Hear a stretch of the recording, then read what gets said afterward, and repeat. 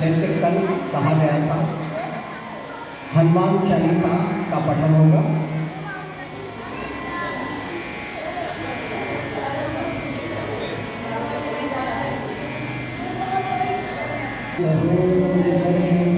निज मनोरथ सुभाय वरनम रघुबर विमल जसु जो दायक फल बुद्धिहीन तनु जानिके सुमिरो पवन कुमार बल बुद्धि विद्या देहु हरहु कलेश विकार।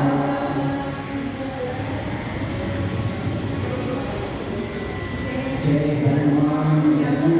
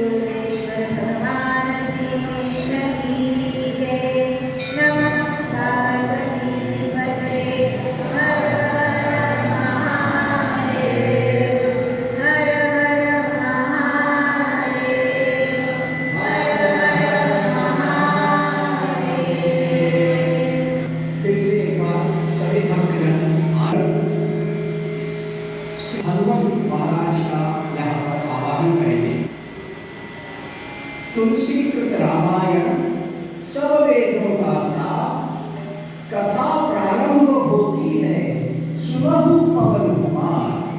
कथा प्रारंभ होती है सुनहु पवन कुमार। राम कथा के रसिक तुम, तेज पुंज मति धीर। आसन लीजो आन कर, कृपा करो महावीर, कृपा करो महावीर। मर्यादा पुरुषोत्तम श्री राम के मंगलमय चरित्र का हम सभी अपनी गति और मति के अनुसार आस्वादन करेंगे, चिंतन करेंगे और उसका मनन करेंगे।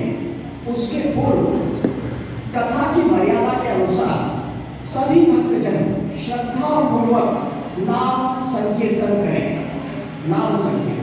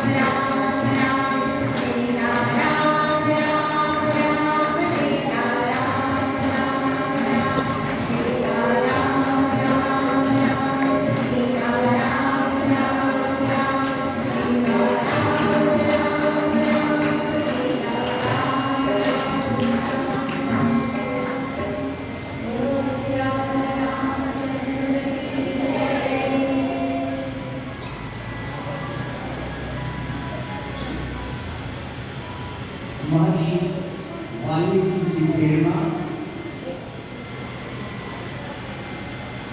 हनुमत जी के आशीष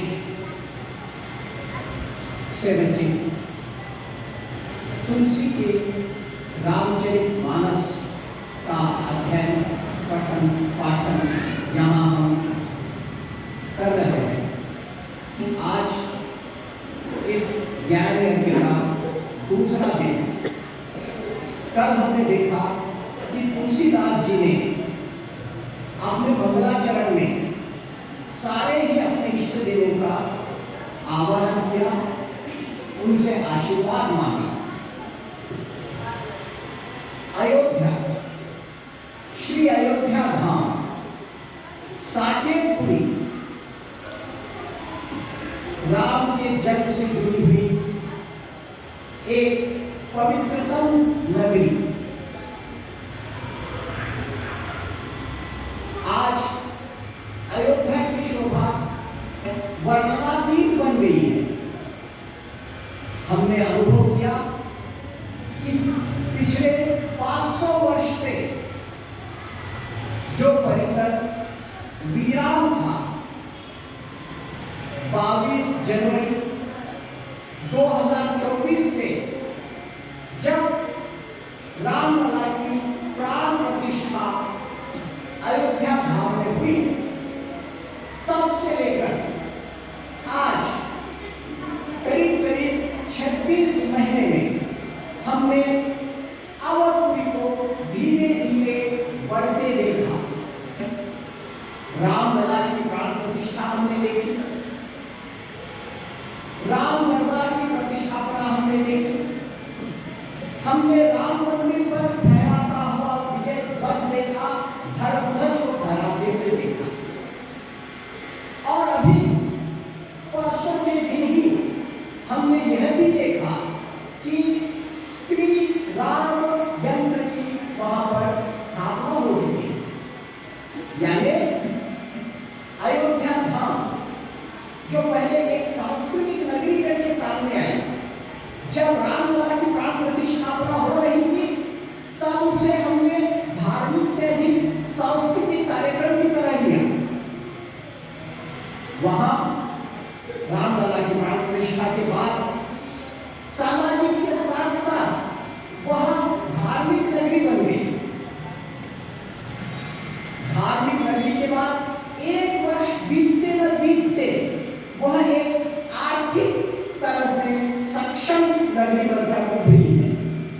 और आज श्री राम यंत्र के स्थापना के बाद वह धार्मिक नगरी ही नहीं, बल्कि हमारे लिए एक आध्यात्मिक क्षेत्र बन चुका है, जहां पर सारी आध्यात्मिक शक्तियां एकत्रित हो रही हैं। और वैसे सौभाग्य का दिन है। आपको पता है, हम यहां सभी इकट्ठे हुए हैं राम लला के प्रकटोत्सव को मनाने के लिए। जब रामनवमी, रामलला प्रकट होंगे, वह दिन अयोध्या के लिए तो अद्वितीय रहेगा, क्योंकि यह माना गया है, यह सच्चाई है कि रामलला के प्रकटोत्सव के दिन अयोध्या धाम में 64 करोड़ तीर्थ वहां उपस्थित हो जाते हैं। अगर हम हमारे जीवन में एक तीर्थ के लिए अगर आप 1 मिनट भी देना चाहें, तो अपने सारे जीवन में 64 करोड़ मिनट हमें नहीं मिलते हैं। 64 करोड़ तीर्थ राम जन्मोत्सव के समय अयोध्या धाम में स्वयं उपस्थित होते हैं। गोस्वामी तुलसीदास जी कहते हैं, जेहि दिन राम जन्म श्रुति गावही, तीरथ सकल जहां चली आवही। सकल तीर्थ, सारे ब्रह्मांड के तीर्थ अयोध्या धाम में आते हैं। इसलिए उस दिन अगर हम अयोध्या धाम की मिट्टी को हमने स्पर्श भी कर लिया, तो हमारा जीवन कृतकृत्य हो जाए। तो इस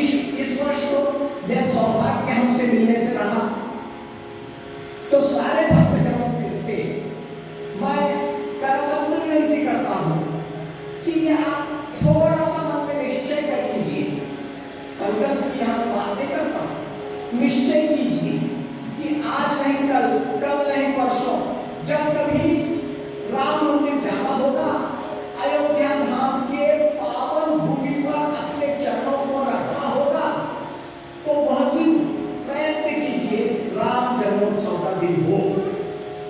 राम जन्मोत्सव के दिन अगर हम अयोध्या धाम में रहेंगे तो कृतार्थ हो जाएंगे। ऐसी अयोध्या नगरी, अयोध्या नगरी को हमारे सप्त मोक्षदायिनी नगरियों में सबसे प्रथम माना गया है। माना गया है कि नारायण का शीश ये अयोध्या धाम में हुआ करता है। जैसे अयोध्या, मथुरा नगरी, मायापुरी यानी हरिद्वार, काशी, वाराणसी, कांचीपुरम, अवंतिका और द्वारिका, ये 7 मोक्षदायिनी तीर्थ माने जाते हैं, मोक्षदायिनी पुरियां मानी जाती हैं। इसमें सबसे पहला आता है स्थान अयोध्या धाम का। तो अयोध्या ऐसी पुण्य पावनी नगरी, इस पुण्य पावनी नगरी के उत्तर में बहती है मां सरयू। सरयू के तो कहने ही क्या, सरयू माता ब्रह्मा के कमंडल से, जो कि श्री हरि विष्णु के नेत्रों के जल से भरा हुआ था, उस जल से वशिष्ठ के द्वारा प्रयत्न पूर्वक नंदिनी के प्रयत्नों से वह अयोध्या में अवतरित हुई। ऐसी ये पावन नदी सरयू माता, जो कि जिसका स्थान गंगा से भी ऊंचा माना जाता है। जैसे सर्वविदित है, हम कहते हैं गंगा में स्नान करना चाहिए, यमुना का पान करना चाहिए, है कि नहीं? ये तो हमने प्रचलित बात सुनी होगी, गंगा स्नान और यमुना पान, जबकि नर्मदा नदी के दर्शन से ही हमें पुण्य मिल जाता है। तो आगे चल के ये तापी नदी और सरयू नदी ऐसे नदी हैं, इनका स्मरण करने से ही हमें मुक्ति मिलती है। ऐसी पुण्यदायिनी सरयू अयोध्या के उत्तर में प्रवाहित है। ऐसी मोक्षदायिनी नगरी, इसके बारे में ये नगरी हमें दिखती कैसी है? आज तो नगरी सज गई है, लेकिन जब कभी 500 वर्षों के बीच में जब भी हम नगरी को देखते हैं, भले ही उसको देखने में हमारे नेत्रों को आनंद नहीं आता होगा, लेकिन हमारा मन सदैव भी उस नगरी को देखकर पुलकित होता रहा है। रामलला भले ही टेंट में थे, लेकिन अयोध्या के नरेश श्री राम जी ही बने रहे। तो अयोध्या नगरी के बारे में मराठी में क्या कहा गया है, सुनिए।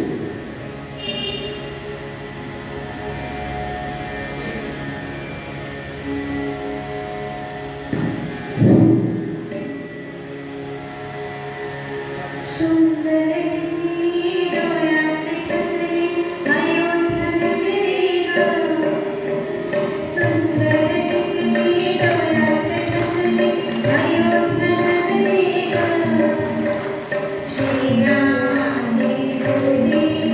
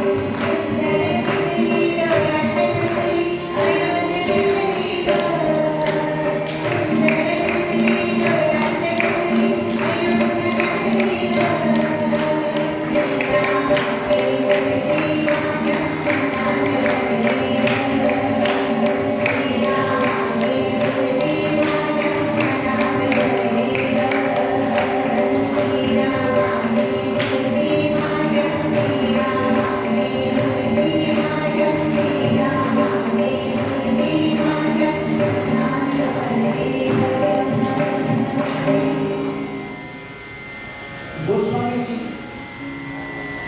सभी का वर्णन करते हुए सारे संत समाज का वर्णन करते हैं, कहते हैं कि संत समाज यानी यह जंगम तीर्थ है।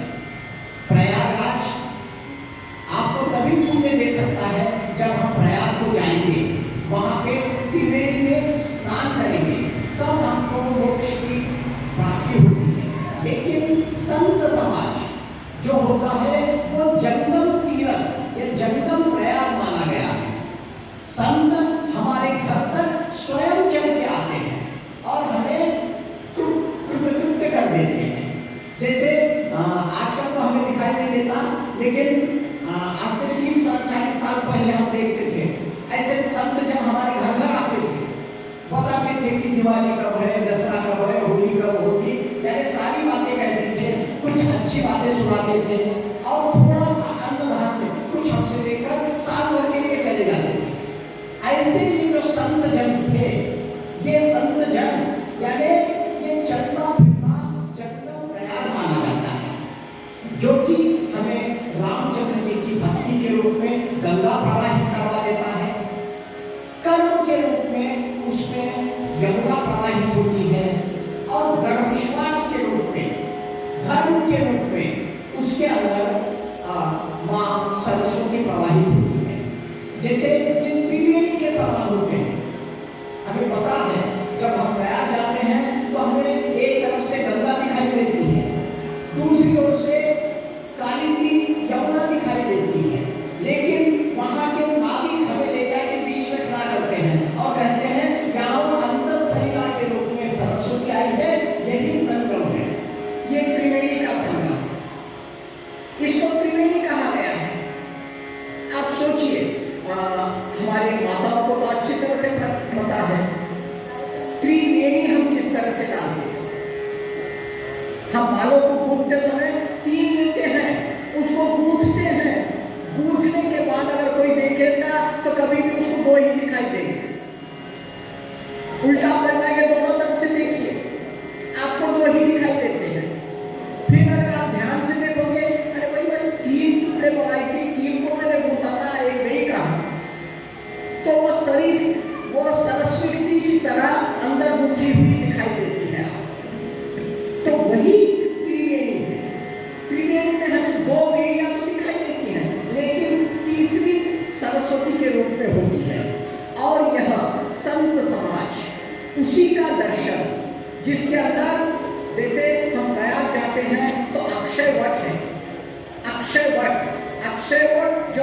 दृढ़ विश्वास का प्रतीक है, वैसा ही धर्म के प्रति पूरी विश्वास के साथ ये संत समाज हमारे घर तक आता है। तो ऐसा संत समाज के लिए भी इन्होंने वंदन की है। विशेष करके सभी का इन्होंने दशरथ के वंदना की है, जनकराज का वंदना की है, अपने भाई बहनों का, राम जी के, सभी का वंदन करते करते करते हनुमान जी का भी वंदन कर देते हैं गोस्वामी तुलसीदास जी। सब करते करते विशेष करके इन सबसे पहले वे वंदन करते हैं दुष्ट जनों का। वो कहते हैं बाबू रे बाबू, पहले सज्जनों को बाद में प्रणाम कर ले, दुष्टों से तो पहले ही प्रणाम करके बचना चाहिए। दुष्टों का पहले प्रणाम करने का काम गोस्वामी तुलसीदास जी ने अपने रामचरितमानस में किया है। जैसे आप दुष्ट किसे कहेंगे? जिसको न लेना है न देना है, लेकिन दूसरों का भला न जाने उसका कुछ भी नहीं होता, लेकिन उसको बुरा लगता है। दूसरे का घी है तो उसमें मक्खी बनने की हमेशा उसकी तैयारी है। कभी कभी तो ऐसा लगता है ये व्यक्ति कुछ सोचता है या नहीं, उसको कुछ लेना देना नहीं होता, लेकिन बराबर किसी और के पैरों में अपनी टांग जरूर अड़ा देगा। हमें लगता है ये क्या जानबूझ के कर रहा है, तसे काही नसते, त्याचे डोक्यामध्ये फिट असते, जे काही कराल दूसरा को वाकरच काहीतरी करायचं।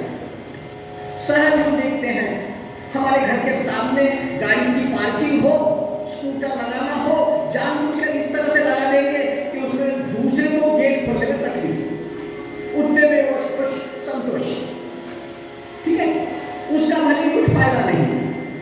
ऐसे दुष्ट समाज को गोस्वामी जी ने वंदन किया है। अब देखिए, हाँ, कल वाले हमारे अंकल जी थे, वो अभी ट्रेन में अभी हैं, ठीक है, उसी को थोड़ा सा आगे बढ़ाएंगे। एक दिन वही हमारे परिचित अंकल ट्रेन में बैठ के वही हमारी रामायण लेकर वो पढ़ रहे थे। एक 7-8 लड़के युवा अपने रामनगर के युवक में उस डब्बे में चले गए। देखा डब्बा पूरी तरह से खाली है, ये 10-12 लड़के और वो हमारे बुजुर्ग रामायण पढ़ते हुए। अब कहने से ही लड़के हैं, लड़के यहाँ रहे तो भी लड़के, वहाँ रहे तो भी लड़के, लड़के के सिवा कुछ जमता ही नहीं, कुछ तो लड़ना ही है। तो वो बैठ गए ट्रेन में, ट्रेन छूट गई। अब इनका मन नहीं लग रहा ना, क्या करेंगे? अरे बोले चल कुछ तो करेंगे। दूसरे बोला क्या करना है, करेंगे क्या, चल चुपचाप बैठो, आता है नांगर। अरे नहीं यार, तब तक कुछ तो टाइम पास होना चाहिए, क्या करेंगे? अरे वो चेन खींचो। दूसरे ने कहा चेन कैसा खींचेंगे? देखो वहां लिखा हुआ है ना, 500 रुपए जुर्माना, नहीं तो 6 महीने की सजा। कुछ नहीं रहे, 500 रुपए है, दे देंगे, चलो जमा करो। उसमें का एक लीडर खड़ा हो गया और सभी लड़कों ने पैसे जमा किए।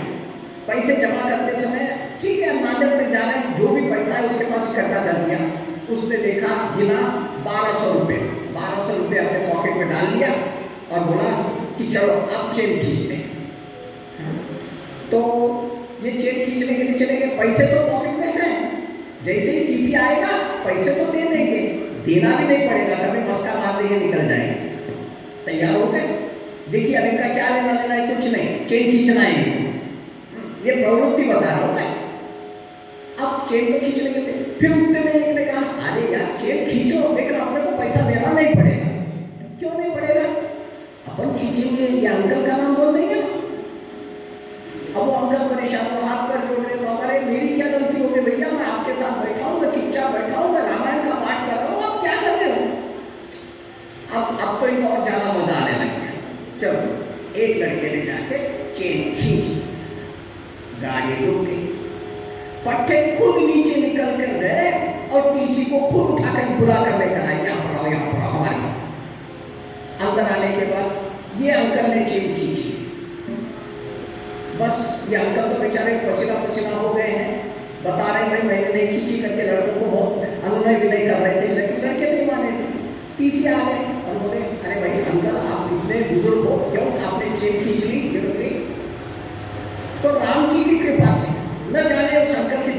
क्या आ गया? अंकल ने कहा, हाँ मैंने खींची है, लेकिन बड़ी मजबूरी में मैंने चेन खींची है। तो मैंने बोला, ऐसी क्या मजबूरी? नहीं साहब, मैं गरीब आदमी हूँ, मेरे जेब में 1200 रुपए थे, इन लड़कों ने मुझसे छीन लिए, इसलिए मुझे चेन खींचना है। उस लड़के के पॉकेट में उसको बुलाया गया, चेक किया गया, उसके पास 1200 रुपए, क्योंकि अंकल ने भी इसको गिनते हुए देख लिया था। अगले स्टेशन में उन लड़कों को उतारा गया, अब जो हुआ सो हुआ। लेकिन अब ये जो दुष्ट प्रवृत्ति है, इसको मैंने थोड़ा सा घुमा दिया, नहीं तो वो अंकल को बेचारे पकड़े जाते। इनका क्या भला हो रहा था? कुछ भी। लेकिन ऐसे दुष्ट प्रवृत्ति को भी तुलसीदास जी प्रणाम करते हैं। सभी को प्रणाम करते करते हनुमत को प्रणाम करते हैं। और हनुमत, ये हमारे हनुमान के सेवन में आए हुए हैं। हनुमत के संदर्भ में वो कहते हैं, सारे दशरथ जनक सभी का वंदन करने के बाद हनुमत जी का प्रणाम करते हैं। हनुमत जी के बारे में ये कहा गया है कि जब युद्ध हो गया, राम जी का राज्याभिषेक हो गया, अब राम जी भरत के सामने बोलते हैं, भरत जी आपने इतने साल 14 वर्ष राज्य किया है, अब मुझे कुछ सूझ नहीं रहा है। 2 व्यक्ति ऐसे हैं जिनके ऋण से मैं ऋण होना चाहता हूं। उन्होंने मेरे लिए बहुत काम किया है, मैं अपने आप को उनकी जो उपकारों से अपने आप को दूर कर लेना चाहता हूं, क्या करूं मैं समझ में नहीं आया। बोले ये कौन? बोले ये मेरे लक्ष्मण और दूसरे हनुमान। तो बोले हनुमान अपने पास इतना राज्य है, कुछ तो दे दो, हनुमान को वो खुश हो जाएंगे। अरे नहीं, तुमने देखा ही कि नहीं, राज्याभिषेक के समय हमने जो महियों की माला दी थी वो उन्होंने काट काट तोड़ के फेंक दी है कि नहीं, उनको कुछ नहीं चाहिए, कैसा करेंगे? तब भरत जी ने सोचा और भरत जी ने कहा, देखिए राम जी को भरत जी कह रहे हैं, वो कहते हैं कि वो आपके पैर दबाते हैं ना, हमेशा आपकी सेवा में लगे रहते हैं, तो आप क्या कीजिए, अगले जन्म में हनुमान जी के पैर दबाइए और अगले जन्म में आप छोटे भाई बनिए और लक्ष्मण को बड़ा भाई बनवा लीजिए और उनकी आज्ञा को मानते हुए आप इस रूप से पूर्ण हो सकते हैं।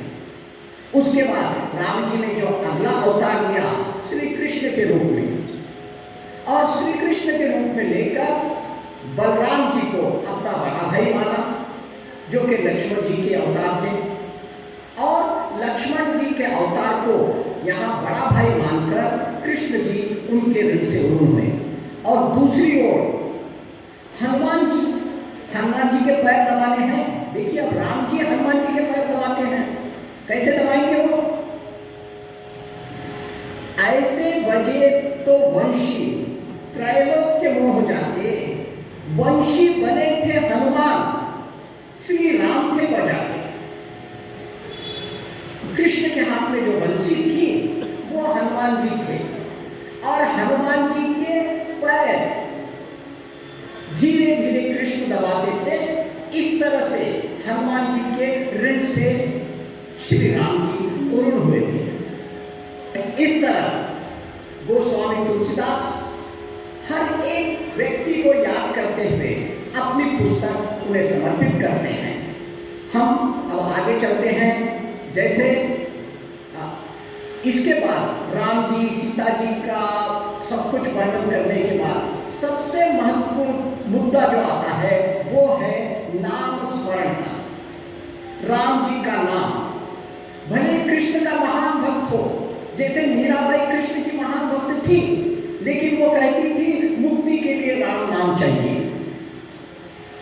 कबीरदास भी भले ही अपने आप को किसी भी धर्म जाति समाज से नहीं जोड़ते थे, वो भी कहते थे राम नाम जप करना है अगर आपको मुक्ति पाना है। गुरु नानक भी राम नाम के महत्व को मानते थे। तो ऐसे राम नाम का महत्व जो वेद मंत्र के समान है। देखिए हर कोई अपने अपना कोई भी मान रहा है। मीराबाई श्री कृष्ण को मानती हैं, लेकिन मुक्ति के लिए वो राम का बात करती हैं। ऐसा क्यों? क्योंकि राम नाम जो ये कल्पतरु के समान है। हर एक पेड़ है, आम का पेड़ है तो उसके अंदर आम का फल आएगा, जामुन का है तो जामुन का फल आएगा, कदली है तो उसमें कदली आएंगे, अलग अलग फलों के पेड़ हैं उसमें अलग अलग फल आएंगे। लेकिन कल्प वृक्ष एक ऐसा वृक्ष है जिसमें ये सभी फल आ सकते हैं, इसलिए राम नाम को कल्प वृक्ष के समान माना गया है। और नाम की महिमा तो कलयुग के लोगों को कहना ही क्या। सतयुग में जो काम बड़ी मुश्किल से होता था, कलयुग में सिर्फ राम नाम से पूरा हो जाता है। और राम नाम इतना विचित्र, इतना प्रभावी है, कोई उल्टा भी बोल दे तो भी काम बन जाएगा। मरा मरा मरा मरा मरा मरा, क्योंकि जब वाल्मीकि को नारद मुनि मिले और बोले अरे भाई मुझे क्या मारता है, तू जा, तू ये जो पाप कर रहा है इसमें तेरे साथी वो तेरे संबंधी जो हैं, तेरी पत्नी तेरे बच्चे वो उस पाप में भागीदार है ना। गया वो वाल्मीकि, पूछा अपने बच्चों से, पत्नी से, वो बोले तौबा तौबा, हम तो आपके साथ नहीं है, आपका कर्तव्य है हमारा भरण पोषण करना, आपके पाप के हम सहभागी नहीं हैं। तब ये नारद मुनि के पास आया। नारद मुनि देखिए वो संत जो घूमते घूमते उन तक पहुंचा है प्रयागराज की तरफ, और ये वाल्मीकि उनसे कहते हैं भाई अब मैं क्या करूं। तो उन्होंने बोला कि भाई राम नाम का जाप करो। वाल्मीकि कहते हैं राम, ये जो बोल रहे हो वो तो मुझे बोलने नहीं आता, आज तक मैंने क्या वो मरा वो मरा वो मरा मरा मरा कहते आया हूं, लेकिन एक पक्षी को मार दिया तीर से और वो मरा मरा मरा कहना आता है मुझे। नारद जी ने कहा ठीक है, मरा मरा कहने लगे तो मरा मरा मरा मरा मरा मरा मरा मरा मरा मरा मरा हो गया। अजामिल जैसा एक महान दुष्ट व्यक्ति, अपने बेटे का नाम उसने गलती से नारायण रख दिया, नाराजी से भी मरते समय उसने नारायण करके अपने बेटे को बुलाया, ये बेचारा मुक्त हो गया। तो ये नाम का जो प्रभाव है, उसमें भी विशेष करके राम नाम का जो प्रभाव है उसको हम देखें।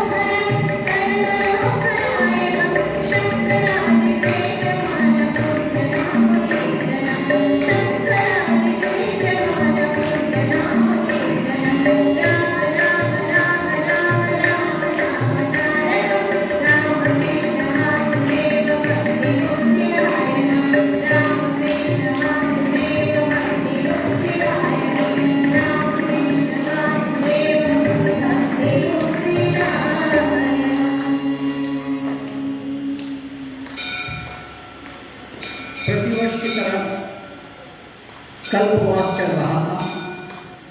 माघ मास में प्रयागराज के परिसर में हजारों संत कल्पवास के लिए जाते हैं। एक महीना वहीं पर वास करते हैं, भजन कीर्तन करते हैं, चर्चा करते हैं, तत्वज्ञानों का संशोधन अनुशीलन करते हैं और एक महीने के बाद कल्पवास पूरा करके वो अपने अपने आश्रमों को चले जाते हैं। तो प्रयाग में भरद्वाज मुनि का आश्रम है। भरद्वाज मुनि के आश्रम में अनेक संत आए हुए थे, रुके हुए थे। उन्होंने प्रयाग का दर्शन किया, स्नान किया। एक महीने के बाद सारे ऋषि मुनि सब निकल के अपने अपने आश्रम को जा रहे हैं। भरद्वाज मुनि याज्ञवल्क्य मुनि जिसे कहते हैं, जो कि वहां पर गंगा स्नान के लिए आए हुए थे, उनसे कहते हैं महाराज कुछ दिन आप और रुक जाइए, मेरे आश्रम में रुक जाइए। याज्ञवल्क्य ने पूछा क्यों भाई, क्या काम है? एक महीने से तो मैं यहाँ रह रहा हूँ। नहीं नहीं, वो तो आप रह रहे थे, बहुत सारे लोगों से बहुत सारी चर्चाएं हो रही थी। हाँ, यहाँ मैं आपको बता दूं, हमारे यहाँ जो माघ मेला जो लगता है, वहाँ संत जन आके विचार विनिमय करते हैं कि देश को किस तरफ जाना है, धर्म को किस तरफ प्रगति करना है। हमारा धर्म, सनातन धर्म एकदम स्टैटिक बंधा हुआ नहीं है। हर वर्ष चिंतन होता है और 12 वर्ष को महाकुंभ में भी चिंतन होता है और उस चिंतन से जो नवनीत निकलता है, जो मक्खन निकलता है, वो संत समाज लेकर सारे भारतवर्ष में भ्रमण करता है और नए विचारों का आदान प्रदान किया जाता है। तो ऐसे माघ मेले में याज्ञवल्क्य जी को भरद्वाज जी ने रोक लिया। भरद्वाज जी याज्ञवल्क्य जी रुक गए। कहा क्या काम है? बोले गुरु जी मुझे क्षमा करना, लेकिन मेरे मन में एक प्रश्न है, बड़ा गंभीर प्रश्न है। अगर मैं गुरुजनों से नहीं पूछूं तो मेरे मन को तसल्ली नहीं होगी, समाधान नहीं होगा, मैं चिंतित रहूंगा। इन्होंने पूछा क्या है? भरद्वाज जी ने कहा कि महाशय मैं ये जानना चाहता हूं कि राम कौन, ये मैं पूछना चाहता हूं कि ये राम कौन है। इन्होंने बोला राम? हाँ, मैं राम को जानता हूं। एक राम, वो जो दशरथ के पुत्र है राम, जिनका सीता का जो भी अपहरण हुआ, उसके बाद उन्होंने रावण को मारा। यह जो दशरथ नंदन राम है, यह तो मैंने सुन रखा है, लेकिन वह राम कौन है जिनका महेश दिन रात उनका भजन कीर्तन करते हैं, उन्हीं का नाम का स्मरण करते हैं, जो वेदों में वर्णित हैं। ऐसे राम, क्या ये राम और यह जो दशरथ के बेटे हैं, ये दोनों एक ही है? अब याज्ञवल्क्य जी ने कहा भरद्वाज जी आप मजाक कर रहे हो, आपको सब पता है, लेकिन आप ऐसे ही पूछ रहे हो क्योंकि आपकी इच्छा है कि राम कथा को सुनना है। देखिए याज्ञवल्क्य जी ने ऐसा क्यों कहा?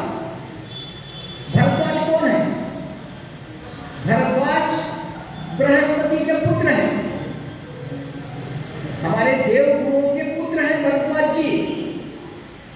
और भरद्वाज जी वाल्मीकि ऋषि के शिष्य हैं। वाल्मीकि ऋषि ने पहली बार जब क्रौच के वध को देखकर उनके मुंह से अचानक कविता उत्फुल्लित हुई, तो उस समय भरद्वाज वाल्मीकि जी के साथ थे और वाल्मीकि जी ने ही रामायण की रचना की है। तो उनके परम शिष्य भरद्वाज जी को रामायण का पता नहीं है, लेकिन नहीं कि वो जो परम पिता राम है और ये दशरथ नंदन राम है, ये दोनों एक ही है क्या? ये तो सादा मानव की तरह जीवन जी रहे हैं। तो ये प्रश्न भरद्वाज जी ने खुद के लिए नहीं किया है, उन्होंने हमारे लिए किया है। हमारे जैसे बहुत सारे बुद्धिजीवी यहाँ पर हैं, है कि नहीं? वो राम अलग है, वो राम अलग है। कबीरदास ने भी ऐसे ही कहा, एक राम दशरथ का बेटा, है कि नहीं? और एक राम घटघट में बैठा, तो वो घटघट में जो बैठा हुआ राम और वो जो दशरथ का बेटा है, वो दोनों एक ही है क्या? ये कबीर का भी प्रश्न है। तो ऐसे प्रश्न भविष्य में आएंगे। ये दृष्टा ऋषि मुनि उन प्रश्नों को वहीं पर समाप्त कर रहे हैं आपस के संवाद में। भरद्वाज जी ने पूछा, याज्ञवल्क्य जी ने मुस्कुराए और कहा, ठीक है, आपको कथा सुननी है ना, मैं कथा सुनाने लगता हूं। भरद्वाज जी ने कथा कौन सी पूछी? राम कथा। अब याज्ञवल्क्य जी क्या कहते हैं, देखिए, एक बार त्रेता युग माही शंभु गए कुंभज ऋषि पाही। वो क्या बता रहे? एक बार त्रेता युग में शंभु महेश किसके पास गए? कुंभज ऋषि के पास। और वहां जाकर उन्होंने क्या किया? संग सती जगजननी भवानी, जगजननी भवानी को लेकर गए। किस लिए गए? राम कथा का श्रवण करने के लिए। ये बात कौन कर रहे हैं? याज्ञवल्क्य जी भरद्वाज जी से कह रहे हैं कि महेश गए थे कुंभज ऋषि के पास कथा सुनने के लिए, वो कथा मैं तुझे सुना। देखिए चक्कर पे चक्कर। और क्या बोल रहे हैं? अरे वो हिमालय से निकले, देखिए ऊंचाई पे रहने वाले महेश शिवजी महाराज दक्षिण में रहने वाले, जैसे कुंभज यानी अगस्त ऋषि तो दक्षिण में रहते थे, तो वहां वो चले गए हैं और वहां जाकर गुरु जी के सामने वह नतमस्तक होकर राम कथा श्रवण कर रहे हैं। देखिए, यानी कितनी भी ऊंचाई पर हो, अगर राम कथा सुननी है तो उसे बराबर नीचे तक पहुंचना पड़ता है। और कुंभज ऋषि उनसे बातें कर रहे हैं, उन्होंने उसको कथा सुनाई। यहाँ पर देखिए एक बड़ा ही सुंदर शब्द जैसे इन्होंने कहा है कि राम कथा मुनि वर्ष बखानी सुनी महेश परम सुख मानी। राम कथा कही गई, महेश ने सुना, बड़े आनंदित हुए। अब यहाँ पर भवानी का नाम, सती का नाम लिया गया है क्या? नहीं। कहानी कह रहे हैं कुंभज ऋषि, अगस्त ऋषि। सुन कौन रहे हैं? महेश, ध्यान से। और बाजू में सती चुप बैठी हुई है, अपना मोबाइल निकाल कर। ठीक है, उन्हें कुछ लेना देना नहीं है, पति आया है कुछ सुन रहा है, क्योंकि वो कौन है? जगत जननी भवानी, अपने आप को वो जगत जननी कह रही है। और जबकि ये शंभु बनकर वहां सुनने के लिए आए हैं। उसके बाद ये दोनों वहां से सुनकर निकल जाते हैं और निकल के जब आकाश मार्ग से निकल के महेश जा रहे हैं अपनी पत्नी के साथ, यानी दक्ष कुमारी के साथ। यहाँ पर भी उपमेय में लाया है दक्ष कुमारी, सती नहीं कहा है, दक्ष कुमारी कहा है। दक्ष कुमारी के साथ जाते हैं और महेश जब नीचे देखते हैं, नीचे क्या दिखता है उनको? राम जी हैं, जंगल में भटक रहे हैं, पेड़ पौधों से पूछ रहे हैं कि हाँ मेरी सीता कहाँ है, तूने सीता को देखा है क्या, तूने सीता को देखा है क्या? रो रहे हैं, सीता जी को ढूंढ रहे हैं, विलाप कर रहे हैं। अब ऊपर से कौन जा रहे? शंभु। उन्होंने देखा मेरे आराध्य लीला रचे हुए हैं। अब इस लीला में क्या चल रहा है? राम का जो है सीता से विरह चल रहा है। रावण ने सीता का हरण किया है और राम जंगल में दंडकारण्य में इधर उधर भटक रहे हैं। ये शंभु ने ऊपर से देखा कि भाई मेरे राम तो यहाँ पर लीला कर रहे हैं। उन्होंने सोचा आप यहाँ पर से जाएंगे, आगे जाएंगे, पंपा सरोवर पे जाएंगे। पंपा सरोवर पे जाने के बाद मुझे हनुमान के रूप में उनके सामने आना पड़ेगा, चला लौकर चला करके वो जल्दी से लेकर निकलने लग गया अपनी पत्नी को। और उन्होंने देखा कि अगर मैं राम जी को प्रणाम करूंगा तो सब लोगों को पता चल जाएगा कि ये राम यानी वही परम पिता परमेश्वर है। तो उन्होंने धीरे से, जैसे हम अक्सर अपने मित्रों के साथ जाते हुए करते हैं ना, मोटरसाइकिल से जाते समय, राम मंदिर के पास से जाते समय सिर्फ आंखें झपका के हमने राम मंदिर को प्रणाम कर लेते, क्योंकि हमें नहीं लगता कि हमारे मित्र को लगे कि मैं राम मंदिर को रुक कर प्रणाम कर रहा हूँ। ठीक है, हमने सेक्युलरिज्म में किया जाता है। तो हम क्या करते हैं, बस आंखों से ही अपनी श्रद्धा प्रकट करते हैं और आगे निकल जाते हैं। उसी तरह यहाँ पर महेश भी वैसे प्रणाम करते हैं, आगे निकल जाते हैं। लेकिन पत्नी जो होती है ना, पति की निगाह जरा भी इधर उधर हुई बराबर पहचान लेती है। सती ने देखा, हाँ, मेरा पति ये जो बावर के तरफ घूम रहा है उसको प्रणाम कर रहा है। परेशान हो गई। वो आगे जाके पूछती है, वो जो जिसका आप रात दिन जो राम नाम नाम लेते हो वो यही राम है क्या? अरे ये तो पागल की तरह घूम रहे हो, मेरी बीवी पत्नी पत्नी सीता सीता सीता करते हुए लक्ष्मण के साथ में घूम रहे। कैसे? ये बोले वही मेरे आराध्य हैं, तू मान जा, चल अपने को चलना। कैसे? ये तो सामान्य मनुष्य है। महेश ने कहा, मेरी बात मानती हो तो मुझ पर विश्वास करो। मुझ पे अगर तुम्हें विश्वास नहीं है तो तुम जाओ, उनकी परीक्षा लेना है ले लो। ये व्यक्ति नहीं, चलिए ना मेरे साथ, जैसा हम साथ में घूमने आए हैं, साथ में बैठते उठते हैं, साथ में खेलते हैं, तो चलिए मेरे साथ। नहीं, ऐसा नहीं है कि पत्नी बीमार है तो पति को भी इंजेक्शन लगेगा, इसकी जरूरत नहीं है। बीमार तुम हो, तुम्हारे मन में शंका आया है कि ये राम जी कौन है करके, तो जाओ तुम पूछ लो। फिर आप क्या करोगे? ये देखिए एक सुंदर वटवृक्ष है, मेरे विश्वास का वटवृक्ष है, इसके नीचे मैं बैठ जाता हूं, तुम जाकर। सती माता निकली। अब सती के माता के दिमाग में आ गया है कि ये राम तो वो राम नहीं है। अगर परमपिता परमेश्वर होते तो देखेंगे क्या होता है। सती माता ने लीला रची, सोचा इनका परीक्षा कैसे ले, तो सीता का रूप धारण किया माता। राम तो भटक रहे हैं, हे सीते, हर पेड़ पौधे से पूछ रहे हैं कि तुमने सीता को देखा है क्या? उस समय सीता के रूप में सती माता सामने से आती हैं, आगे चल रही हैं, कभी दिखती हैं, कभी पेड़ों की ओट पे हो जाती हैं, ऐसी चाह रही हैं। अब राम ने भी उनकी तरफ ध्यान दिया, वो चलिए आगे हैं, कभी आ जाती सामने। लक्ष्मण देखे और लक्ष्मण राम की तरफ देखकर चुप हो गए। और जब ये सती माता सीता के रूप में आगे जाकर फिर रुक गई, राम जी उनको देखे। राम जी ने हाथ जोड़कर प्रणाम किया, मैं दशरथ का बेटा राम माता आपको प्रणाम करता हूं। कहीं महेश दिखाई नहीं दे रहे, कहां गए? सती माता परेशान, उनको मन में ग्लानि हो रही है कि भाई इसने तो मुझे पहचान लिया। अब पहचानने का सिंपल सा फंडा है यहाँ पर, ज्यादा सोचने की भी जरूरत नहीं। सीता माता हमेशा राम जी के पीछे चलती है, और ये कॉपी करते समय भी इन्होंने गड़बड़ कर दी, राम जी के आगे आगे चलने लग गए। तो राम जी ने प्रणाम किया। अब ये परेशान हो गए, वो बोले नहीं वो यहीं पर है, कुछ नहीं, मैं जाती हूँ, प्रणाम की निकलने लगे। अब राम जी ने सोचा कि भाई ये मेरी परीक्षा लेने आई है, इसकी माया से तो मेरी माया ऊपर ही है। तो राम जी ने ऐसी माया रची, सती जी जहां भी देखती हैं तो उनको राम लक्ष्मण सीता तीनों भी दिखाई देते हैं। कहां भी पढ़ती है तो उनको राम सीता दिखाई देते हैं।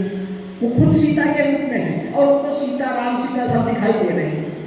परेशान हो जाती है, क्षमा मांगती है और वहां से निकल जाती है। वटवृक्ष के पास आती है, महेश से कहती हैं, चलो चलो चला लोग चला, अजून संध्याकाळी खिचडी करायची, चला। अब महेश शंभू कहते हैं, ठीक है तुम गई थी ना, किस ली परीक्षा, कैसे ली तुमने परीक्षा? वो ली के नहीं पूछ रहे, पूछते कैसे ली तुम परीक्षा? या बोलती नहीं कैसे ली, जैसा तुमने प्रणाम किया था ना, तुमने दूर से प्रणाम किया, मैं पास जाके मैंने प्रणाम किया, मैं आ गई। शंभू बोले, ये जब परीक्षा लेने का अवसर है तो ये महिला तो ऐसी नहीं है, ऐसी वापस गई आणि मला प्रचिती झाली, जाऊ दे प्रणाम करून आले। ये समाधि में चले गए और उनको पता चल गया कि ये जाकर वहां पर सीता माता के रूप में उसने राम के सामने वो प्रकट हुई थी। ये देखते ही शंभू के दिल में धक करने लगा, मेरी माता मां सीता के रूप में सती ने अगर वहां पर वो रूप धारण किया है तो अब इस शरीर में, इस रूप में तो यह मेरी पत्नी नहीं हो सकती, ये तो मेरी माता के समान हो गई। उसी समय महेश ने अपने मन में निश्चय किया कि मैंने अब इनका अपने दिल से त्याग कर दिया। और उसके बाद ये कैलाश पर्वत पर पहुंचते हैं। वहां पहुंचकर फिर वही वटवृक्ष के नीचे जाकर अपना बागंबर बिछाकर महेश जी वहां बैठ जाते हैं, तपश्चर्या में लीन हो जाते हैं, समाधि में चले जाते हैं। उनका जो सहज स्वभाव है, हर एक व्यक्ति का अपना सहज स्वभाव होता है, जो संकट के क्षण में हमको पता चलता है इनका तो स्वभाव ऐसी ही है। हाँ, तो वैसे सहज स्वभाव है महेश का कि वो समाधि में लीन हो जाते हैं। अब सती माता को लगता है कि भाई मैंने कुछ तो भयंकर गलती की है। बस ऐसे ही दिन गुजरते रहते हैं।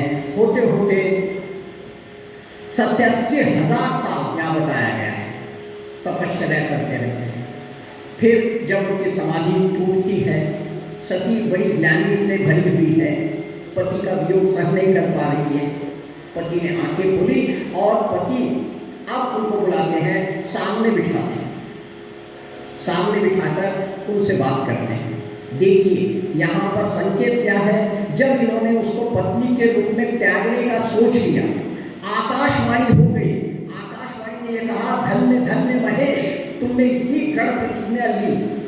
अब वो सती को अपने सामने बिठाते हैं, अपने बगल में, अपने बाएं हाथ की तरफ नहीं बल्कि सामने बिठाते हैं, यानी जुड़ाव हो गया है। और आजकल तो हम चाहे टीवी देखना हो या खाना खाना हो, आमने सामने बैठ के तलवारें निकाल के ही चलता रहता है। तो यहाँ पर पहली बार महेश अपनी पत्नी सती को सामने बिठाते हैं और बात करते हैं। जब ये समाधि में थे उसी समय सती के पिता दक्ष, उनको प्रजापति घोषित किया गया होता है, वो प्रजापति बन गए होते हैं। प्रजापति बनने की खुशी में उन्होंने वाजपेयी यज्ञ आयोजित किया होता है, भव्य यज्ञ आयोजित किया होता है। लेकिन उस यज्ञ का निमंत्रण सती को, अपनी बेटी को दक्ष प्रजापति नहीं देते हैं। अब सारे देवगण जाते रहते हैं यज्ञ के लिए। यज्ञ को जाते समय अब ऐसा होता है, जब किसी को पता चलता है हंगा बोलो नहीं, है कि नहीं? तो हम जानबूझ के सर धज के उसके घर के सामने से ही जाते हैं, है कि नहीं? तो ये देवता लोग दूसरी जगह से भी जा सकते थे दक्ष प्रजापति के यहाँ, लेकिन नहीं, वो बराबर कैलाश पर्वत के पास से अपने विमान को ऐसे चक्कर लगा के लेकर जा रहे। अब सती कहती, इतने सारे विमान जा रहे, क्या है, कहीं फंक्शन में चल रहे क्या, बहुत सारे गाड़ियां जा रहे। महेश कहते हैं नहीं, वो तुम्हारे पिता के घर में यज्ञ है ना, उसके लिए ये सब लोग जा रहे। ऐसा ही है, मैं फिर ये कहते हैं नहीं, हमें बुलावा नहीं आया है, मत जाओ। नहीं, बुलावा नहीं आया मतलब क्या हुआ था? तो ये कहते हैं कोई बात नहीं, बोले ये तेरे पिताजी प्रजापति बन गए। एक बार ब्रह्मा की मीटिंग चल रही थी, ब्रह्मा बैठे हुए थे और मैं अपने बगल राम नाम के जाप में लगा हुआ था। उतने में प्रजापति आए उस सभा में, दक्ष प्रजापति, यानी देखा जाए तो हमारे शिव जी के ससुर जी, वो आए। अब सब लोग तो जैसा है ना, हमारे पास भी जैसे ही पार्लियामेंट में कोई एक विशिष्ट व्यक्ति आता है, सब लोग चीखते हैं, क्या कहते हैं, हमारे पार्लियामेंट में कुछ कहा जाता है ना, तो ऐसा सब लोग उठ के खड़े हुए कहने लगे दक्ष प्रजापति, दक्ष प्रजापति। लेकिन महेश तो अपने धुन में गुम है, तो दक्ष प्रजापति को यह बहुत बुरा लगा। एक अच्छा स्थान मिल गया और एक आदमी नहीं उठ रहा मेरे सामने। मीटिंग शुरू होती कि उन्होंने पहला प्रस्ताव यही रखा, क्या करेंगे, प्रजा को मैं कैसे संभालूंगा। अक्सर ऐसा होता है, कोई अधिकारी अचानक वो अधिकारी बन गया तो उनके माता कोई रहते हैं, वो बेचारा कभी ध्यान में नहीं रहता है, जैसे ही ऑफिस में आ जाता है, क्योंकि अधिकारी का कोई आने का टाइम होता नहीं है, वो कभी भी आ जाता है, तो उस व्यक्ति को ध्यान नहीं रहा, वो नहीं उठ के खड़ा हुआ या उसने प्रणाम नहीं किया तो अधिकारी को गुस्सा हो जाता है, ठीक है। वैसे ही महेश पे वो गुस्सा हो गए और उन्होंने कहा, जब यहाँ की सभा में बैठे हुए लोग ही मेरी इज्जत नहीं कर रहे हैं, मेरा अपमान कर रहे हैं, तो फिर मैं प्रजा पालन कैसे करूँगा। इसलिए से नाराज हो गए हैं। इसलिए दक्ष प्रजापति ने अपनी पत्नी को निमंत्रण नहीं भेजा है वाजपेयी यज्ञ के लिए, जो कि इनके प्रजापति बनने के उपलक्ष्य में मनाया जा रहा है। भृगु मुनि बहुत बड़ा यज्ञ है, वो यज्ञ कर रहे हैं। अब बेटी तो बेटी होती है, तो बार बार कैलाश के बाहर जाती, इधर देखती, पेड़ देखती, पौधे देखती, इसका दिल ही नहीं लग रहा। वो आकर कहती है कि नहीं, जैसा कहा जाता है अपने मालिक के पास, गुरुजी के पास, अपने मित्र के पास और अपने पिता के पास बिन बुलाए के अपन जा सकते हैं। अपने बाप के घर पे जाने के लिए किसकी इंतजार करना है ना? मालिक वरना घरी काम है तो हम पति को पूछते भी नहीं, निकल जाते हैं। तो ये कहे, तो महेश ने कहा ये बात सही है कि तुम जा सकती हो, लेकिन जहां पर जानबूझकर हमारा अपमान किया गया है, जानबूझकर हमें निमंत्रण नहीं दिया गया है, ऐसी जगह जाना गलत होता है, मत जाओ। लेकिन सती का मन नहीं लग रहा है। तब महेश ने सोचा, शंकर भगवान ने सोचा, शायद यही है राम रचि राखा, इसको जाना ही है। तो फिर अपने दो सेवकों को, अपने दो गणों को साथ में भेज दिया और कहा इन्हें चले जाओ। अब दक्ष प्रजापति के यज्ञ में सती माता दो गणों के साथ पहुंचती है। पहुंचते समय पूरा इसका सामान, लगेज, बैगेज वगैरह सब लेकर दे के भेज देते हैं, क्योंकि शंभू को मालूम है ये गई तो अब वापस नहीं आएगी। भेज दिया उसको सब सामान दे।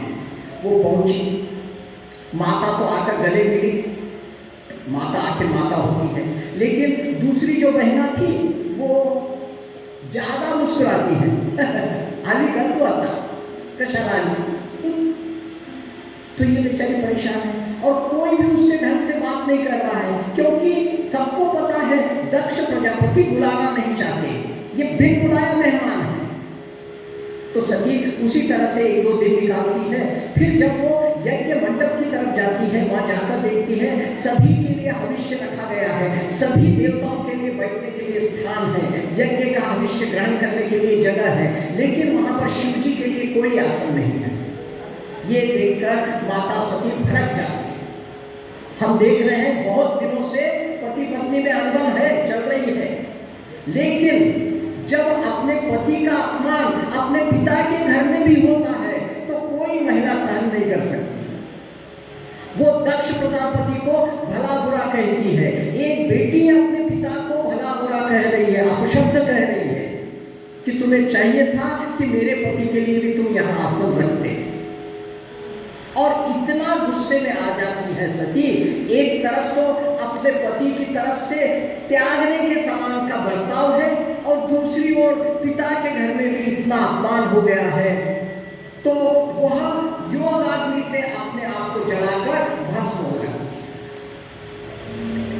सती भस्म हो गई है, सती मृत्यु हो गई है सती की।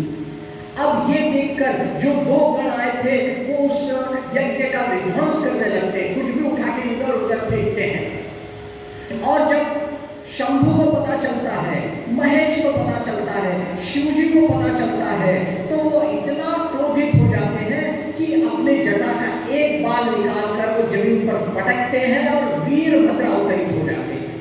और वीरभद्र जब इस यज्ञ में पहुंचते हैं तो फिर कहते ही क्या, भृगु मुनि जो कि इस यज्ञ को संचालित कर रहे थे, उन्होंने भी 10,000 सैनिकों को जन्म दिया वहां पर, वो भी लड़ने आए, उन सबको वीरभद्र ने एक ही सांस में खत्म कर दिया। भृगु मुनि की दाढ़ी पकड़ के नोच डाली, दक्ष प्रजापति की गर्दन काट कर उड़ा और उनके जो धड़ सिर है उसको यज्ञ कुंड में डाल दिया। सब जगह त्राहिमाम हो गया और शिवजी अपनी सती के पार्थिव शरीर को लेकर वह भटकने लग गए, घायों से रोने लग गए। जो व्यक्ति जो सारे संसार का ईश्वर है, जिसको जन्म मृत्यु का पता नहीं है क्या, वो सती को लेकर भटक रहे हैं। अब सारे देवगण परेशान हो गए कि भाई अगर शिवजी इस तरह से घूमेंगे तो संसार का क्या होगा। तब विष्णु भगवान सामने आते हैं, अपने सुदर्शन से सती माता के शरीर को छिन्न भिन्न करते हैं और वह भाग देश भर में, संसार भर में अलग अलग जगह गिरते हैं, जो कि तरह से उनकी पूजा करते हैं। तो 51 टुकड़े अलग अलग जगह पर गिरते हैं और फिर धीरे धीरे शिव जी शांत हो जाते हैं, फिर वो तपश्चर्या में लीन हो जाते हैं। लेकिन सती जब अंतिम समय वह राम जी से निवेदन करती है कि मुझे शिव जी के साथ ही रहना है, इसलिए मुझे अगले जन्म भी ऐसा दो जिससे कि मैं शिव की पत्नी बन जाऊं। इसीलिए यही सती अगले जन्म में वो पार्वती बन के जन्म लेती है हिमाचल के पास। मैना और हिमाचल की बेटी के रूप में पार्वती का जन्म होता है। और यहाँ पर महेश पत्नी के गुजर जाने के बाद एकदम से सन्यासी हुए, समाधि में मग्न है, इन्हें कुछ लेना देना नहीं है, किसी संसार के कुछ ही बात का कुछ लेना नहीं है। और इसी समय तारकासुर का जन्म होता है। तारकासुर इतना सारे संसार को परेशान करने लगता है, देवलोक में त्राहिमाम मच जाती है और पूछा जाता है इस तारक का संहार कैसे होगा। तो पता चलता है उसको ऐसा वरदान मिला है और उसने भी यह सोच के वरदान दिया है कि शिव के पुत्र के हाथ से उसका मृत्यु हो, क्योंकि उसको मालूम है शिव ने सती को ये कर दिया है, सती मर गई है, यानी सती नहीं है, तो फिर अब शिव जी को पुत्र जन्म कैसे होगा और तारक का संहार कैसे होगा। तो तारकासुर ने इस तरह का एक वरदान लिया हुआ था। अब यहाँ पार्वती का जन्म हुआ है और घूमते घूमते नारद मुनि कैलाश राज के पास पहुंच जाते हैं और कहते हैं, सामने मैना अपनी बेटी को लेकर आती है, कहती है कि देखिए इसका हाथ देखकर इसका भविष्य बताइए। नारद जी हाथ देखते हैं, पूछते हैं इसके क्या क्या दोष हैं, क्या क्या गुण है, ये बताइए।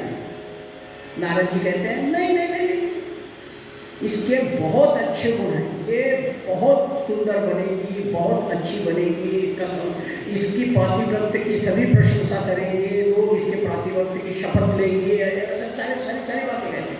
तो ये बोलते हैं हम दोष पूछना चाहते हैं, कोई दोष है तो उसका कुछ निवारण हो। तो ये कहते हैं कि दोष तो इसमें कुछ नहीं है, लेकिन अगर देखा जाए मुझे लग रहा है इनके हाथ को देखकर इनके पति में कुछ दोष है। तो अब पिता परेशान को पूछते हैं, ठीक है चलो ये तो बताओ कि इनके पति में क्या दोष होने वाला है।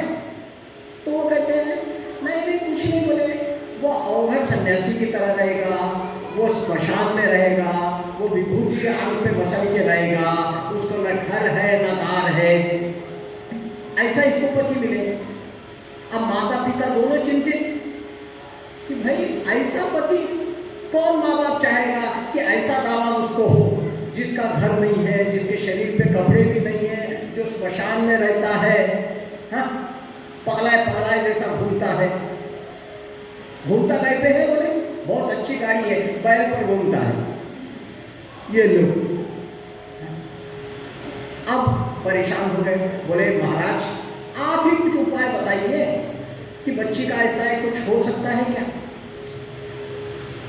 भाग्य में तो इसके यही लिखा है कि इसका पति ऐसा हो, लेकिन एक बात है, यह जो मैंने जो अवगुण हम आपको बताए हैं, ये अवगुण गुण में परिवर्तित हो सकते हैं अगर इसका विवाह शिव जी से होता है। ये जो फक्कड़ स्वभाव बताया गया है, ये सारे फक्कड़ स्वभाव शिव जी में हैं। और कहा जाता है जो बड़े होते हैं उनका कोई दोष नहीं देखता है कि नहीं। महादेव हैं, महादेव के ये दोष गुण में गिने जाएंगे, दोष नहीं माना जाता। जैसे गंगा है, गंगा में गंगा नाले भी आके गिरते हैं, दूसरे अच्छे पानी भी गिरता है, लेकिन गंगा को पवित्र ही माना जा रहा है कि नहीं, क्योंकि गंगा बड़ी है, ऊंचे स्थान पर है। अग्नि है, अग्नि में कोई भी अन्न डालते हैं वो उसको भस्म कर देता है, उसको ले लेता है। अग्नि को कोई पाप नहीं लगता, अग्नि को कोई खराब नहीं कहता। कितनी भी गंदी चीज वो जला दे लो, अग्नि तो अग्नि ही रहती है। यहां तक कि भगवान विष्णु बड़े हैं, नाग पर सोए हुए हैं, शेष नाग पर लेटे हुए हैं। अगर कोई सांप पर सोया हुआ है तो उसको तो दोष लगाना चाहिए, उसको बोलना चाहिए क्या आदमी है, सीधा गद्दा भी नहीं है तेरे पास, नाग पर सोया हुआ है। लेकिन जो बड़े होते हैं उनके लिए ये दोष नहीं होता। ठीक है, जैसे हम अपने समाज में भी देखते हैं, कोई काम अगर मैं करूं तो लोग नाम रखेंगे, अगर वही काम कोई बड़ा व्यक्ति करता है जो समाज में प्रतिष्ठित है, उसकी उस बुराई की तरफ कोई भी ध्यान नहीं देता। वो कहता है सरल साहब देते हैं, मोटे लोग का जो कैंसर साहब है कि नहीं। तो यहाँ पर भी वो कहते हैं कि जैसे जैसे अवगुण बताए गए हैं वो सारे अवगुण एक व्यक्ति में हैं, और वो जब बड़ा है तो उन अवगुणों को गुण माना जाएगा।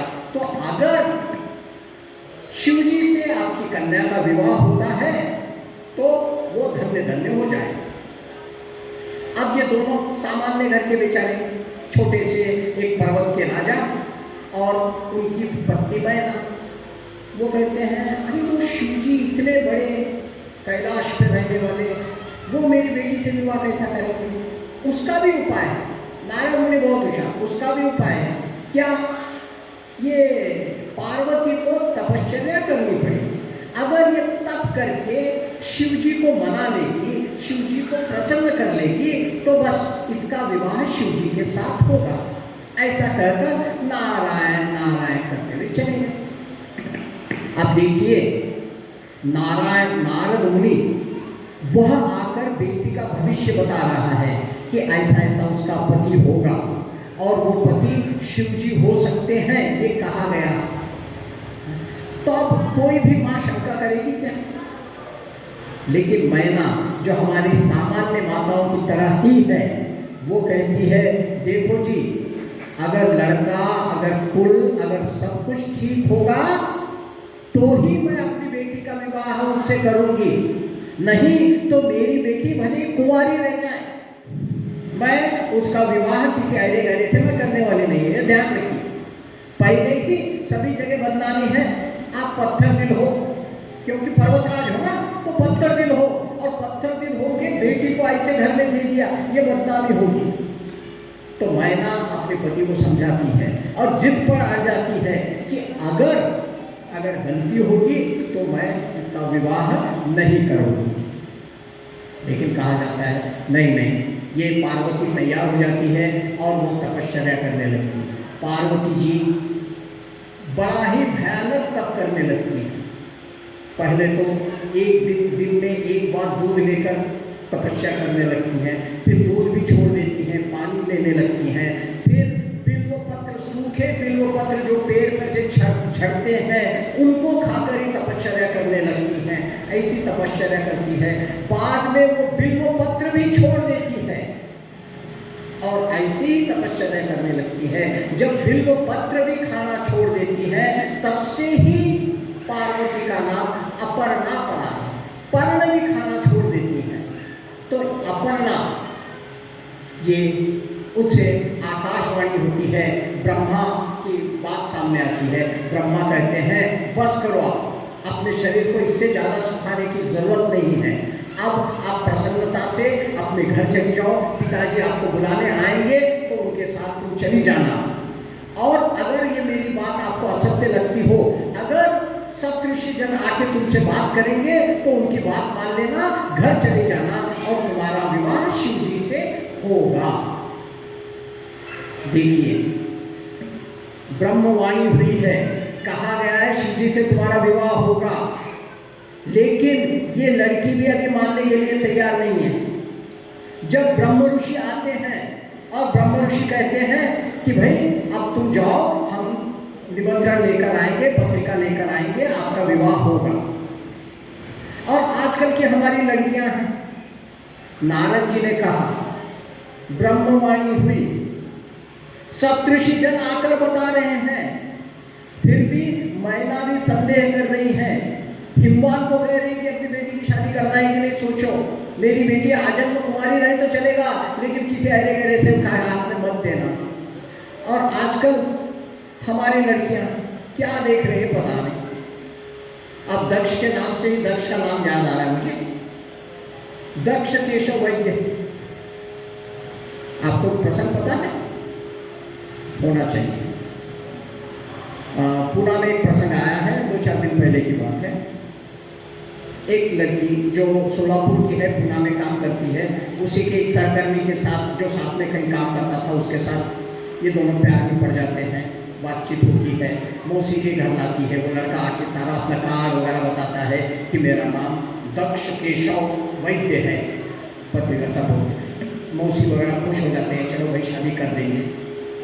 लेकिन एक अनजान फोन आता है माँ के पास और कहा जाता है कि ये जो दक्ष कह रहा है वो आदमी दक्ष नहीं है, बल्कि वो XYZ दूसरा है, उसकी पहली पत्नी मैं हूँ और हमारे यहाँ 3 शादी करना मान्य है, इसलिए इसको भी शादी करना चाहते हैं। सोलापुर के CA वगैरह को बताया जाता है तो उसका आधार कार्ड फर्जी, इनकम टैक्स की पावती फर्जी, सारी बातें फर्जी निकलती हैं। अब वो सोलापुर से अब वो पुणे के जेल में बंद है। क्या एक व्यक्ति मिला, थोड़ी सी मीठी बातें कर ली कि हम फिसल जा रहे हैं, ना उसका पिछला कोई कैरेक्टर चेक कर रहे हैं, ना उसका परिवार को देख रहे हैं। आजकल तो इतना विभक्त परिवार हो गए हैं, हर कोई यही कह रहा है मैं हूँ, बस ये मेरा एक भाई है, बस हमारा तो कोई नहीं है।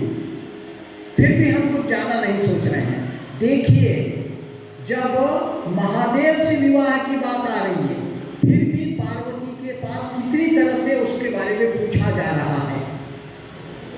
और तो और आपको तो याद भी होगा, जब वो विवाह के लिए आते हैं, शिव जी को देखकर मैना के हाथ की थाली नीचे गिर जाती है और इतना भयानक व्यक्ति को शादी करने से मना कर देती है। अंदर आके लेकिन मैं मेरी बच्ची को लेकर कूद जाऊंगी, पर्वत से नीचे कूद जाऊंगी, लेकिन विवाह मैं नहीं करूंगी, है कि नहीं? तो अब यहाँ पर शिव पार्वती का विवाह है। टाइम कितना बेटा? टाइम हो गया? हाँ, तो ये शिव पार्वती का विवाह का प्रसंग बहुत ही सुंदर प्रसंग है। हम आज जल्दी जल्दी करके हाँ शिव के विवाह तक पहुंचे हैं, लेकिन अभी इतनी बातचीत हो रही है, वहां तक पहुंचे हैं। अब यहां तो हो गया, अब शिव जी भी मानने चाहिए ना।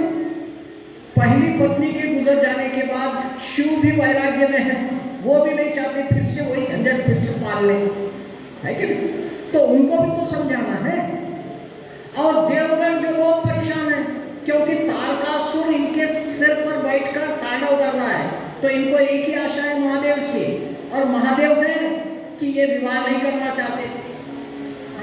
तो अब सारे देवगण पहले महादेव के पास जाते हैं और बोलते हैं महादेव जी क्षमा करो, विवाह करो। महादेव जी ध्यान देने के लिए तैयार नहीं है।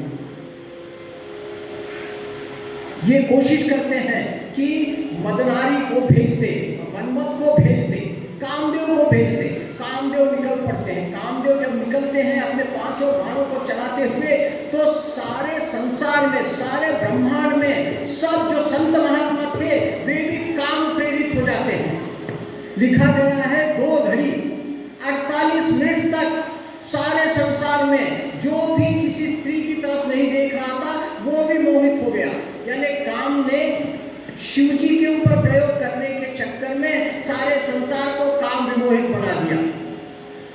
जाते हैं शिव जी को एक आम के वृक्ष के पीछे से बाण चलाते हैं। शिव जी जो समाधि में है जागते हैं, देखते हैं कहाँ है, और इस कामदेव को भस्म कर देते हैं। कामदेव भस्म हो जाते हैं। उनकी पत्नी रति रोते हुए आती महादेव के पास, महादेव आपने ये क्या किया? मेरा पति तो आपके सारे देवताओं का निवेदन लेके आप तक आया था, वो खुद के लिए तो आया नहीं था, सबके लिए मिलके आया था।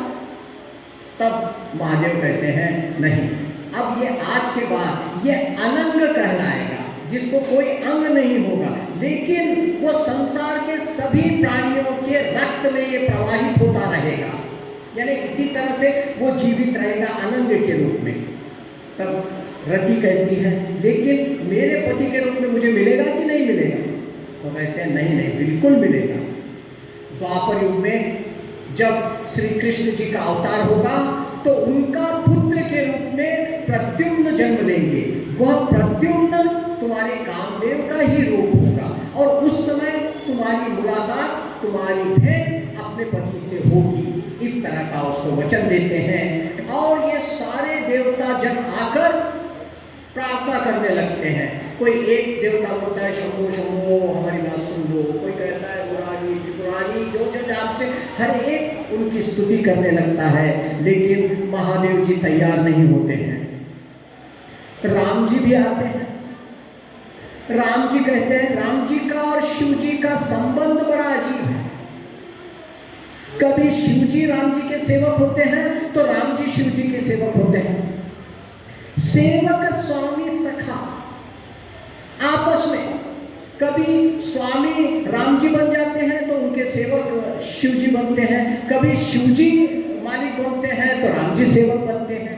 तो इनका दोनों का संबंध जो है सेवक, स्वामी और सखा के रूप में है। इसलिए हमें मालूम है रामेश्वर में जिस शिवलिंग की स्थापना राम जी ने की थी उसको राम जी कहते थे ये रामेश्वर है, यानी राम का जो ईश्वर है, यानी ये महादेव का शिवलिंग है। और महादेव करके कहते थे ये राम जिसके ईश्वर है उसका ये शिवलिंग है। दोनों ये कहते हैं ये राम का जो ईश्वर है उनका है, ये कहते हैं कि ये राम क्या जिसका ईश्वर है वो है। यानी दोनों एक दूसरे पे कहते हैं रामेश्वर के संदर्भ में। तो ये दोनों आपस में स्वामी, कभी सेवक, कभी सखा के रूप में होते हैं। तो राम के कहने पर यह मान लेते हैं कि मैं पार्वती से विवाह करने के लिए तैयार हूं।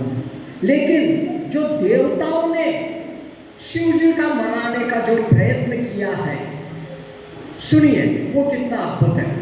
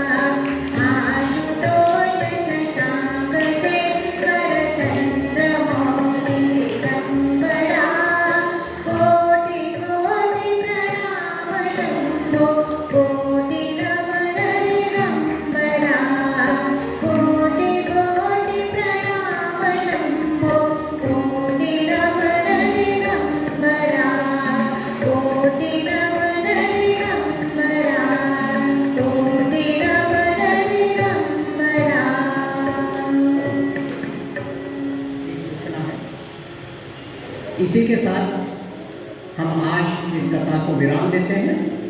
कल ठीक 7:15 के बीच कथा प्रारंभ होगी और प्रारंभ में हमें देखने को मिलेगी शिव जी की अद्भुत बारात, शिव जी का विवाह। उसके बाद हम कल के दिन राम जन्मोत्सव तक कथा को पहुंचाने की कोशिश करेंगे। और एक सूचना है, कुछ लोगों से यहाँ से संपर्क होने पर कुछ लोगों ने यह आग्रह किया है कि महिला मंडल की इच्छा है कि वो यहाँ थोड़ा सा डांडिया खेलना चाहते हैं। यानी ये 8:45-9 बजे जैसे ही कथा का विराम होगा, प्रसादी यहाँ दी जाएगी। प्रसादी लेकर उस समय एक आधे घंटे के लिए कल आप यहाँ पर डांडिया खेल सकते हो। मधु जी आपका साथ देंगी और आज का जो साउंड सिस्टम थोड़ा सा बहुत अच्छा लग रहा है, उसके लिए बहुत बहुत धन्यवाद। और आरती जो भी आरती होंगी, इसीलिए यहाँ पर माइक से मैं मधु जी से आग्रह करूँगा कि वो आरती भी 2-3 जो आरती गाना है वो आरती भी गा लें। महाराज जी आपको यहाँ पर मार्गदर्शन करेंगे। हम आरती के बाद विश्राम लेंगे और साथ ही हम हनुमत जी को उनके स्थान पर वापस भेजेंगे।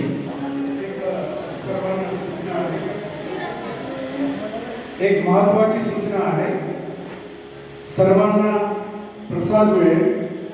सुरुवातीला पुरुष मंडळी प्रसाद घेतील, सर्वांनी तिथं गर्दी करू नका। महिलांनी रांगेत सर्वांनी व्यवस्थित प्रसाद घ्यावे। धन्यवाद। आज के दिन मैंने भाषा को भी थोड़ा सा कम करने की कोशिश की है। बहुत सारी कल कथा के बाद सूचना आई, आप सहज में बोलिए, भाषाओं का इतना नहीं, कुछ भी भाषा शब्दों का प्रयोग कीजिए। तो इसलिए मैं थोड़ा सा मराठी में कुछ किया, मैं थोड़ी सी नीचे लेवल पे भी भाषा में मैंने बोलने की कोशिश की, क्योंकि उद्देश्य ये है कि कथा का सार कहीं ना कहीं हम तक पहुँचे। कथा विसर्जित होत है सुनहु वीर हनुमान, जो जन जहाँ ते आए हैं ते तहाँ करे प्रयाण। जो जन जहाँ ते आए हैं ते तहाँ करे प्रयाण। रामायण वैकुंठ में आप करो विश्राम। रामायण वैकुंठ में आप करो विश्राम।